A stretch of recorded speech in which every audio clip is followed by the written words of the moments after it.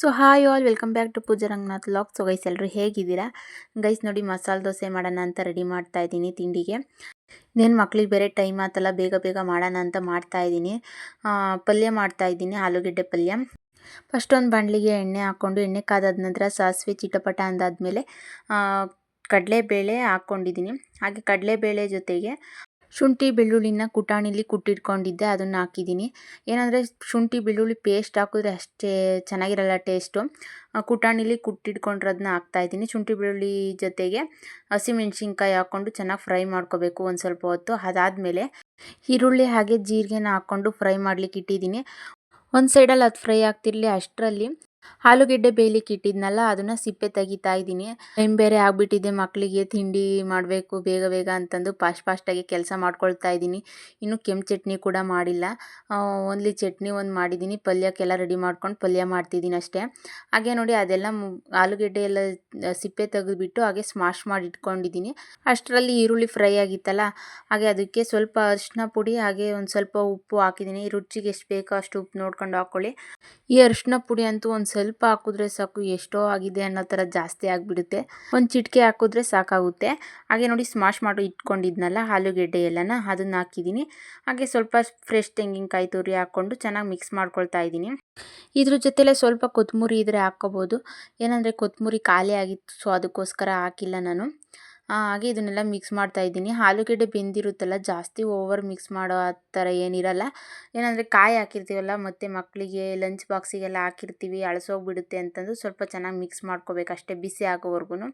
ಹಾಗೆ ನೋಡಿ ದೋಸೆ ಹಿಟ್ಟು ಎಷ್ಟು ಚೆನ್ನಾಗಿ ಉಬ್ಬಿ ಬಂದಿದೆ ಅಂತಂದು ಒಂದು ನೈಟ್ ಪೂರ್ತಿ. ಈಗ ಥಂಡಿಗಾಲದಲ್ಲಂತೂ ಬೇಗ ದೋಸೆ ಹಿಟ್ಟು ಉಬ್ಬೋದಿಲ್ಲ.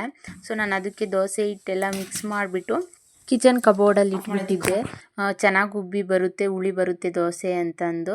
ಹಾಗೆ ಬೆಳಗ್ಗೆ ಎದ್ಬಿಟ್ಟು ಅದಕ್ಕೆ ಸ್ವಲ್ಪ ಉಪ್ಪು ಸಕ್ಕರೆ ಹಾಕ್ಬಿಟ್ಟು ಮಿಕ್ಸ್ ಮಾಡಿ ಇಟ್ಬಿಡ್ತೀನಿ. ಫಸ್ಟು ಎದ್ಮೇಲೆ ಅದೇ ಕೆಲಸ ಮಾಡೋದು. ಏನಂದರೆ ದೋಸೆ ಹಿಟ್ಟಿಗೆ ಸ್ವಲ್ಪ ಉಪ್ಪು ಎಲ್ಲ ಕರಗಬೇಕಲ್ಲ, ಅದಕ್ಕೋಸ್ಕರ ಫಸ್ಟು ಉಪ್ಪು ಸ್ವಲ್ಪ ಸಕ್ಕರೆ ಹಾಕ್ಬಿಟ್ಟಿರ್ತೀನಿ. ಎಲ್ಲರದು ಆಗಿದೆ ತಿಂಡಿ, ನಾನೇ ಲಾಸ್ಟು. ಸೊ ಅದಕ್ಕೋಸ್ಕರ ಹಿಟ್ಟೆಲ್ಲ ಖಾಲಿ ಆಗಿದೆ ನೋಡಿ. ದೋಸೆ ಹಾಕ್ತಾಯಿದ್ದೀನಿ. ದೋಸೆ ಚೆನ್ನಾಗಿ ಬರುತ್ತೆ ಈ ಹಂಚಲ್ಲಿ. ಒಂದು ಹಳೆ ಹಂಚಿತ್ತು, ಅದರಲ್ಲಿ ಕಿತ್ತೆ ಹೋಗೋವು. ಇದರಲ್ಲಿ ಚೆನ್ನಾಗಿ ಬರ್ತಿದೆ. ದೋಸೆ ಮೇಲೆ ಕೆಂಪು ಚಟ್ನಿ ಹಾಕಬೇಕಿತ್ತು, ಏನಂದರೆ ಮಿಸ್ ಆಗೋಯಿತು. ಮಕ್ಳಿಗೆ ಬೇರೆ ಟೈಮ್ ಆಗಿತ್ತಲ್ಲ, ಸೊ ಅದಕ್ಕೋಸ್ಕರ ಬೇಗ ಬೇಗ ಬೇಗ ಮಾಡಿದ್ದಾಯಿತು. ಹಾಗೆ ಇನ್ನೇನು ಮಕ್ಕಳು ಸ್ಕೂಲ್ಗೆ ಹೋದ್ಮೇಲೆ ತಾತ ಕೂಡ ಬಂದರು. ಜಾಸ್ತಿ ಹೊತ್ತು ಕೂತ್ಕೊಳ್ಳೋದಿಲ್ಲ ನಮ್ಮ ತಾತ. ತಿಂಡಿಗೆ ಅಂತ ಬಂದಮೇಲೆ ಬೇಗ ಹಾಕ್ಕೊಟ್ಬಿಡ್ಬೇಕು, ಇಲ್ಲಾಂದರೆ ಎದ್ದು ಹೊಲ್ದ ಕಡೆಗೆ ಹೋಗ್ಬಿಡ್ತಾರೆ ಅಷ್ಟೇ. ತಿಂಡಿ ತಿಂದಲೇ ಹೋಗ್ತಾರೆ. ಅದಕ್ಕೋಸ್ಕರ ಹುಡುಗರನ್ನ ಬಿಟ್ಬಿಟ್ಟು ಬಂದು ನಮ್ಮ ತಾತಂಗೂ ದೋಸೆ ಹಾಕ್ಕೊಟ್ಟಿದ್ದಾಯಿತು. ಸೊ ಇನ್ನೇನು ನಾನು ಅಜ್ಜಿ ನಮ್ಮ ಮನೆಯವರು ಅಷ್ಟೆಲ್ಲ ಮೂವರ್ಗೆ ಇನ್ನೇನು ಕೆಂಪು ಚಟ್ನಿ ಮಾಡೋದು ಅಂತಂದು ಸುಮ್ಮನಾದೆ. ಸೊ ಎಲ್ಲರೂ ತಿಂದಿದ್ದಾದಮೇಲೆ ಲಾಸ್ಟಿಗೆ ನಾನು ಹಾಕ್ಕೊಳ್ತಾ ಇದ್ದೀನಿ. ದೋಸೆ ಹಾಕ್ಬಿಟ್ಟು ಅದ್ರ ಮೇಲೆ ತುಪ್ಪ ಮತ್ತು ಆಲೂಗೆಡ್ಡೆ ಪಲ್ಯ ಹಾಕ್ಬಿಟ್ಟು ನೋಡಿ ಈ ಥರ ಸರ್ವ್ ಮಾಡಿದ್ದೀನಿ. ಸಖತ್ ಟೇಸ್ಟಿಯಾಗಿತ್ತು. ಸೊ ವಯಸ್ಸು ನೋಡಿ ತಿಂಡಿ ರೆಡಿ ಆಗಿದೆ. ಮಕ್ಕಳಿಬ್ರು ಹೋದರು. ಲಾಸ್ಟ್ ಒಬ್ಬಳೇ, ಎಲ್ರದ್ದು ಆಯಿತು, ನಾನೇ ಲಾಸ್ಟು. ಸೊ ಮಸಾಲೆ ದೋಸೆ ಇವತ್ತಿನ ತಿಂಡಿ ಮಸಾಲೆ ದೋಸೆ. ಬನ್ನಿ ಟೇಸ್ಟ್ ನೋಡೋಣ ಯಾವ ಥರ ಇದೆ ಅನ್ನೋದು. ಹೋಟ್ಲಲ್ಲಿ ಮಾಡ್ತಾರೆ ನೋಡಿ, ಅಷ್ಟೇ ರುಚಿಯಾಗಿರುತ್ತೆ. ಈ ಥರ ಮಾಡ್ಕೊಂಡು ಒಂದ್ಸರಿ ಟೇಸ್ಟು ಈ ಥರ ಮಾಡ್ಕೊಂಡು ಒಂದ್ಸರಿ ತಿಂದು ನೋಡಿ.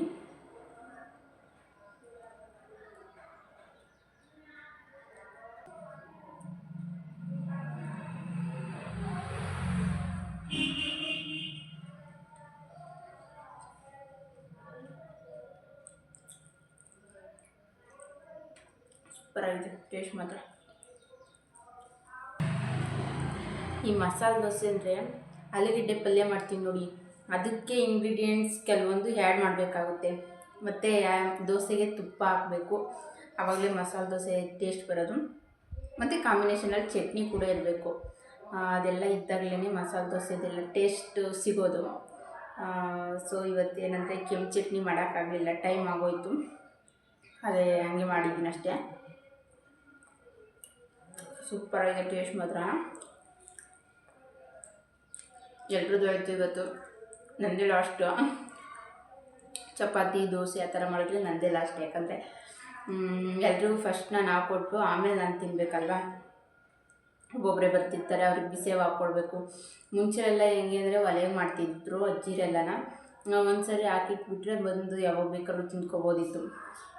ಇವಾಗ ಹಂಗಲ್ಲ, ಗ್ಯಾಸ್ ಇರೋದ್ರಿಂದ ಬಿಸಿಯದೇ ಕೇಳ್ತಾರೆ. ಬಿಸಿದೇ ಹಾಕಬೇಕು. ಸೊ ಇದನ್ನ ಇವಾಗ ತಿಂದ್ಕೊಂಡು ಲಾಗ್ ಕಂಟಿನ್ಯೂ ಮಾಡ್ತೀನಿ, ಹಾಗೆ ನೋಡ್ತಾ ಇದ್ದೀನಿ. ಸೊ ತಿಂಡಿದೆಲ್ಲ ಮುಗಿಸ್ಕೊಂಡು ಹಾಗೆ ನೋಡಿ ಬಟ್ಟೆ ಎಲ್ಲ ತೊಳ್ದಾಕೋಣ ಅಂತಂದು ಬಟ್ಟೆ ತೊಳ್ದಾಕ್ತಾ ಇದ್ದೀನಿ. ಮಕ್ಕಳಿಗೆ ಯೂನಿಫಾರ್ಮ್ ಬೇಕು. ಸೊ ಬಟ್ಟೆಗಳೆಲ್ಲ ಜಾಸ್ತಿ ಬೇರೆ ಇದ್ವಲ್ಲ, ತೊಳ್ದಾಕೋಣ ಅಂತ ತೊಳ್ದಾಕ್ತಾ ಇದ್ದೀನಿ. ಏನಂದರೆ ಅಡಿಕೆ ಬೇರೆ ಒಣಗಾಕಿದ್ವಲ್ಲ, ಬಟ್ಟೆ ತೊಳೆಯೋಕ್ಕಾಗಿರಲಿಲ್ಲ. ಅಂದರೆ ಅಡಿಕೆ ಒಣಗಾಕೋದಕ್ಕೂ ಮುಂಚೆ ತೊಳೆದಾಕಿದ್ದೆ. ಇನ್ನು ಸ್ವಲ್ಪ ಇವಿರೋವು ಹಂಗೆ ಇದ್ವು, ತೊಳೆದಾಕೋಕ್ಕಾಗಿರಲಿಲ್ಲ. ಇವಾಗೆಲ್ಲ ತೊಳೆದಾಕ್ಬಿಟ್ಟು ಮೇಲ್ಗಡೆ ಒಣಗಾಕೋಣ ಅಂತಂದು ತಗೊಂಡೋಗೋಕ್ಕೆ ರೆಡಿ ಮಾಡ್ತಾಯಿದ್ದೀನಿ. ಎಲ್ಲ ಒಂದೇ 2 ಬ್ರೇಷನ್ನಲ್ಲಿದ್ದು ಎಲ್ಲ ಒಂದರಲ್ಲಿ ಡಬ್ಬಲ್ ಹಾಕ್ಕೊಂಡು ತಗೊಂಡೋಗ್ತಿದ್ದೀನಿ. ಅಗ್ಲಗ್ಲ ಮೇಲಿಗೆ 2ನೇ ಫ್ಲೋರ್ಗೆ ಹತ್ತಬೇಕು, ಯಾರು ಓಡಾಡ್ತಾರೆ ಅಂತಂದು ಒಂದರಲ್ಲೇ ಹಾಕ್ಕೊಂಡು ತಗೊಂಡೋಗ್ತಾ ಇದ್ದೀನಿ. ನಮ್ಮ ಮನೆಯವ್ರು ಏನಾದರೂ ನೋಡಿದ್ರೆ ಬೈತಾರೆ ಅಷ್ಟೇ, ಇಷ್ಟೊಂದು ಒಂದೇ ಸರಿ ತಗೊಂಡೋಗ್ಬೇಡ ಅಂತಂದು. ಅವರಿದ್ದರೆ ಅವರೇ ಎತ್ತಿಟ್ಕೊಡ್ತಾರೆ. ಅದು ಡಬ್ಬೆ ದೊಡ್ಡದು.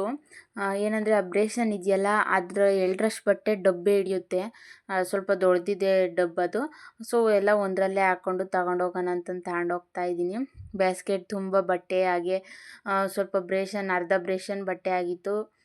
ಎಲ್ಲ ತೊಳೆದ್ಬಿಟ್ಟು ಒಣಗಾಕೋಣ ಅಂತಂದು ಮೇಲ್ಗಡೆ ತಂದೆ. ಬಿಸಿಲು ಮಾತ್ರ ಚೆನ್ನಾಗಿತ್ತು, ಬೇಗ ಒಣಗಿಬಿಡ್ತವೆ ಬಿಸಿಲಿಗೆ ಬಟ್ಟೆ. ತಂತಿ ಮೇಲಿರೋ ಧೂಳೆಲ್ಲ ಒರೆಸ್ಬಿಟ್ಟು ಹಾಕ್ತಾಯಿದ್ದೀನಿ. ಏನಾದರೂ ತಂತಿ ಮೇಲಿರೋ ಧೂಳೆ ಮತ್ತು ಬಟ್ಟೆಗೆಲ್ಲ ಆಗುತ್ತೆ ಅಂತಂದು ಫಸ್ಟ್ ತಂತಿ ಎಲ್ಲ ಒರೆಸ್ಕೊಂಡು ಅದಾದಮೇಲೆ ಬಟ್ಟೆ ಎಲ್ಲ ಒಣ ಹಾಕಿದ್ದಾಯಿತು. ಏನಂದರೆ ಬಿಸಿಲು ಈ ನಡುವೆ ಯಾವ ಥರ ಇದೆ ಅಂದರೆ, ಬೆಳಗ್ಗೆ ಒಂದು 9 ಗಂಟೆ ಅಷ್ಟೊತ್ತಿಗಾಲೇ ಎಷ್ಟೋ ಜಾಸ್ತಿ ಬಿಸಿಲಾಗ್ಬಿಡುತ್ತೆ. ಅಂದರೆ ಹೊರಗಡೆ ಹೋಗೋಕ್ಕಲ್ಲ, ಅಷ್ಟು ಬಿಸಿಲಾಗ್ಬಿಡುತ್ತೆ. ಬೆಳಗ್ಗೆ ಟೈಮ್ ನೋಡಿದ್ರೆ ಸಿಕ್ಕಾಪಟ್ಟೆ ಚಳಿ ಬೇರೆ ಆಗ್ತಿರುತ್ತೆ. ಇನ್ನೇನು ಬೇಸಿಗೆ ಹತ್ರಕ್ಕೆ ಬಂತು, ಆದ್ರೂ ಚಳಿ ಮಾತ್ರ ಕಡಿಮೆ ಆಗಲಿಲ್ಲ. ಅದೇನೋ ಹೇಳ್ತಾರೆ ನೋಡಿ, ಶಿವರಾತ್ರಿ ಹೋಗೋವರೆಗೂ ಚಳಿ ಹೋಗಲ್ವಂತೆ, ಶಿವರಾತ್ರಿ ಬಂದಮೇಲೆ ಅಂತೆ ಚಳಿ ಹೋಗೋದು, ಶಿವ ಶಿವ ಅಂತಂದು ಚಳಿ ಹೋಗುತ್ತಂತೆ. ಅದೊಂದು ಗಾದೆ ಅಷ್ಟೇ. ನೋಡಬೇಕು ಶಿವರಾತ್ರಿ ಮುಗಿದ್ಮೇಲೆ ಏನಾದರೂ ಚಳಿ ಕಡಿಮೆ ಆಗುತ್ತಾ ಅಂತಂದು. ಈಗ ಸ್ವಲ್ಪ ಕಡಿಮೆ ಆಗಿದೆ, ಅಷ್ಟೊಂದಿಲ್ಲ, ಆದರೂ ಸ್ವಲ್ಪ ಇದೆ ಚಳಿ. ಹಾಗೆ ನೋಡಿ ಬಟ್ಟೆ ಎಲ್ಲ ಒಣ ಹಾಕ್ಬಿಟ್ಟು ಕೆಳಗಡೆ ಬಂದು ಬ್ಲೌಸ್ ಸ್ಟಿಚ್ ಮಾಡ್ತಾಯಿದ್ದೀನಿ. ಅದು ಬ್ಲೌಸ್ ಸ್ಟಿಚ್ ಮಾಡಿದ್ದಾತು ಕರೆಕ್ಟಾಗಿ ಅದು ಸ್ಟಿಚ್ ಮುಗಿಯೋಷ್ಟರಲ್ಲಿ ಕರೆಂಟ್ ಬೇರೆ ಹೋಗ್ಬಿಟ್ಟು, ಇನ್ನೇನು ಮಾಡೋದು, ಬ್ಲೌಸ್ ಸ್ಟಿಚ್ ಆಗಿತ್ತಲ್ಲ, ಉಗ್ಸಾದರೂ ಹಾಕೋಣ ಅಂತಂದು ಹಾಕ್ತಾಯಿದ್ದೆ. ಅಷ್ಟರಲ್ಲಿ ಏನಾದರೂ ಕರೆಂಟ್ ಬರುತ್ತೆ ಅಂತಂದು. ಈ ನಡುವೆ ಯಾಕೋ ಗೊತ್ತಿಲ್ಲ, ಕರೆಂಟೇ ಅಚ್ಚುಕಟ್ಟಾಗಿ ಕೊಡೋದಿಲ್ಲ. ಏನು ಮಾಡಬೇಕು, ಬಟ್ಟೆ ಸ್ಟಿಚ್ ಮಾಡಬೇಕು ಅಂದರೆ ಸ್ವಲ್ಪ ಪ್ರಾಬ್ಲಮ್ ಆಗುತ್ತಷ್ಟೇ. ಹಾಗೆ ನೋಡಿ ಸಂಜೆ ಒಂದು 4 ಗಂಟೆ ಆಗಿತ್ತು. ಅಲ್ಲೇ ಬಟ್ಟೆ ಇನ್ನೇನು ಜಾಸ್ತಿ ಒಣಗಿಬಿಡ್ತವೆ ಅಂತಂದು ಬಟ್ಟೆ ಎತ್ಕೊಬರೋಣ ಅಂತಂದು ಮೇಲ್ಗಡೆ ಬಂದೆ. ಇವತ್ತಿನ ವಿಡಿಯೋ ವಿಡಿಯೋ ಇಷ್ಟ ಆಗಿದೆ ಲೈಕ್ ಮಾಡಿ, ಶೇರ್ ಮಾಡಿ, ಸಬ್ಸ್ಕ್ರೈಬ್ ಮಾಡ್ಕೊಳ್ಳಿ. ಸಿಗೋಣ ನಾಳೆ ಮತ್ತೊಂದು ಹೊಸ ವಿಡಿಯೋದೊಂದಿಗೆ. ಅಲ್ಲಿವರೆಗೂ ಟೇಕ್ ಕೇರ್, ಬಾಯ್.